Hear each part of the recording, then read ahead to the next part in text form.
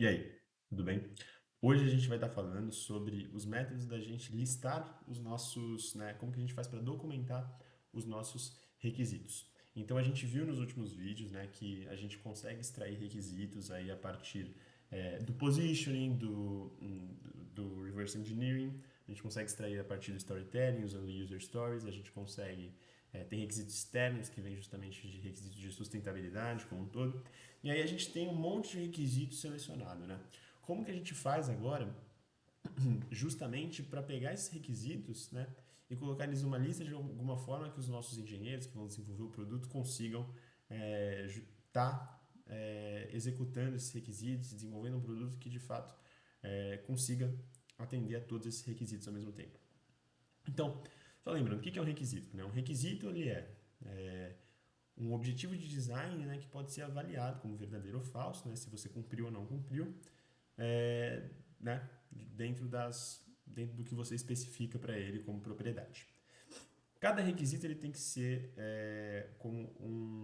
ele tem que ser singular, né, ele tem que ser, não pode falar sobre, eu quero que o carro seja rosa e que seja de vidro, sei lá, assim. Não, você não pode, tem que ser singular, tem que ser só um requisito só por requisito, né? Ele tem que ser claro, não pode ser ambíguo, né? Tem que ser verificável, tem que ser fazível, tem que ser sem viés de solução. Já às vezes você quer falar, eu quero localizar tal robô pelo meu iPhone. Não, você quer localizar pelo celular, na verdade, não é pelo iPhone. Você já tem um viés ali, né? Ele não pode ser desnecessariamente restritivo, né? Então, ele não pode restringir você de fazer alguma coisa que não necessariamente ele precisava restringir. E ele tem que ser livre, né, de presunções, né? Além disso, né, isso para um requisito em si só, né? Quando você tem um grupo de requisitos, né, eles não podem ser redundantes, né? Um não pode dizer a mesma coisa que o outro, eles têm que ser consistentes, né? Tem que ser completos e, né, não podem ter conflitos, né? E justamente quando a gente vai falar em formular requisitos, a gente tem que seguir o princípio de o que e não como, né? O what not how principle, que basicamente diz que a gente tem que focar em que objetivos cumprir ao invés de pensar em como cumpri-los, entendeu? Então, quais cumprir ao invés de como cumpri-los. E aí isso vai levar a gente muitas vezes a chegar em requisitos que são neutros em relação às soluções. E isso minimiza justamente às vezes alguns viés que a gente pode ter e permite a gente ter uma mente mais aberta para soluções mais alternativas. E, bom, às vezes, por exemplo, você pode estar desenvolvendo algum perfil, né, de alguma peça, e aí você vai falar que precisa ser de alumínio. Não, na verdade, você só está às vezes acostumado, né? Você está colocando um requisito a mais que não necessariamente era preciso. Obviamente, tem cenários que vai ser preciso, mas ao invés de você falar que ele tem que ser de alumínio, você pode passar alguma propriedade de densidade, por exemplo, de resistência. E aí você consegue resistência, elasticidade.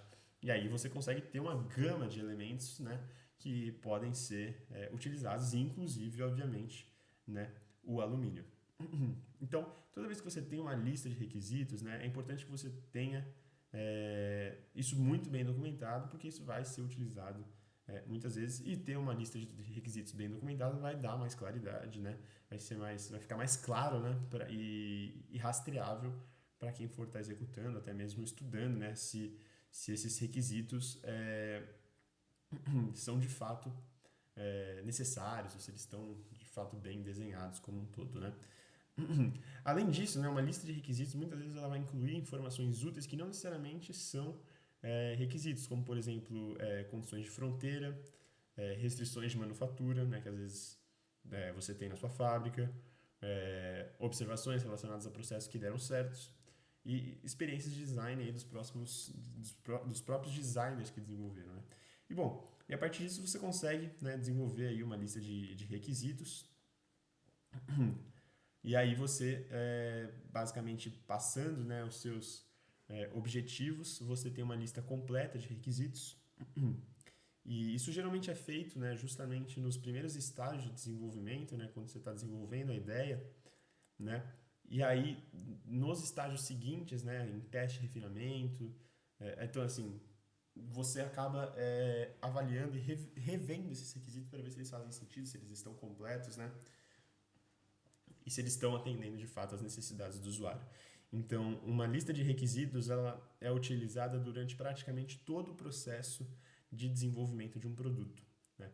Ela é inicialmente montada quando você está desenvolvendo o conceito, né, no Concept Development, mas você vai utilizando ela ao longo de todo o processo, no System Level Design, no Detail Design, e você sempre está reverificando ela, principalmente no penúltimo estágio, que é o Testing and Refinement, né? Que você vê se seus requisitos fazem sentido e se eles estão atendendo ao que o seu stakeholder precisa. E aí o procedimento basicamente para montar isso é você coletar, né, os seus requisitos, né, estruturar eles de acordo com função, tipo, importância, colocar eles em uma lista, né, manter, né, as premissas de cada requisito separadas, né, não misturar eles, isso é importante.